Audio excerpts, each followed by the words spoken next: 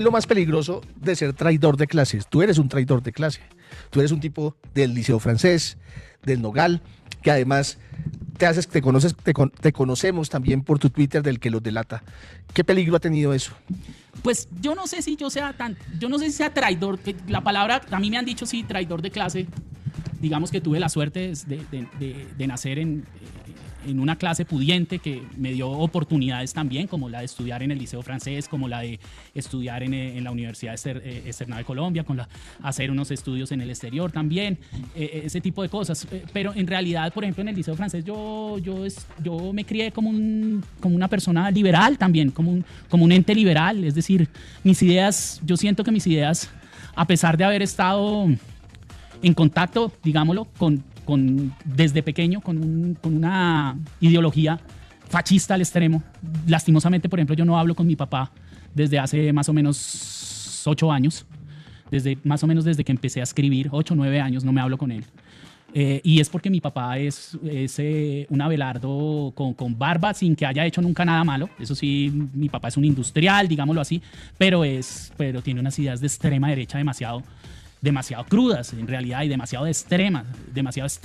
Es decir, mi papá decía que el paramilitarismo era necesario, por ejemplo, y siempre, digamos que el humanismo hacia las clases menos favorecidas siempre era algo como visto como algo de comunistas, que la gente pobre esté bien es algo comunista casi, y es algo deleznable y es algo que yo nunca pude digerir en realidad. Y eso se reflejó en mis artículos y después se hizo público en realidad. Y después con la serie, bueno, llegó el momento en que hubo una ruptura entre mi papá y yo, y lastimosamente así, yo creo que a él lo amo y lo odio en cierta forma.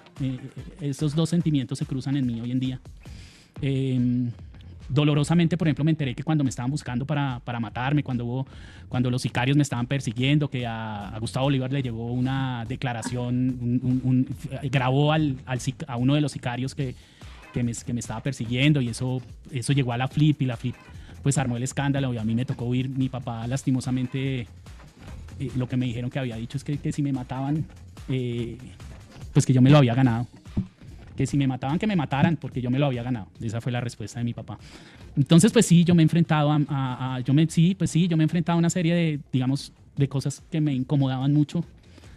Pero yo no siento que haya sido, yo no siento que haya sido en realidad un enfrentamiento, sino que yo seguí con el curso de lo que yo sentía, y llegó un momento en que me sentí mal en el Club del Nogal, llegó un momento en que me sentía mal hablando con toda esa gente, llegó un momento en que veía que en el Club del Nogal, pues, se hacían una serie de negocios, estaban los parapolíticos allá metidos, y como que me empecé a dar cuenta que no solamente que era todo un sistema del que yo hacía parte en realidad sin querer hacer parte, y que la única forma, dije, y mientras tanto yo viendo también los expedientes, ¿no? Y ver esos expedientes de parapolítica, y ver las masacres, y ver cómo descuartizaban a la gente, y ver las declaraciones de la gente diciendo cómo picaban gente al lado de ellos, ver la masacre del Salado, y ver que todo, en realidad, todo se activaba desde el Club del Nogal.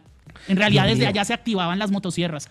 Entonces yo llegué a un momento en que, sí, la gente dice que en el Club del Nogal que yo me volví loco, y de pronto sí, es verdad, me volví loco, se me cruzaron los cables un poco, y empecé a escribir, y empecé a denunciarlos, y empecé a denunciar al Club del Nogal de frente y a las directivas, y empecé a decir que habían traquetos y que habían paracos, y pues me echaron del Nogal. Y eso.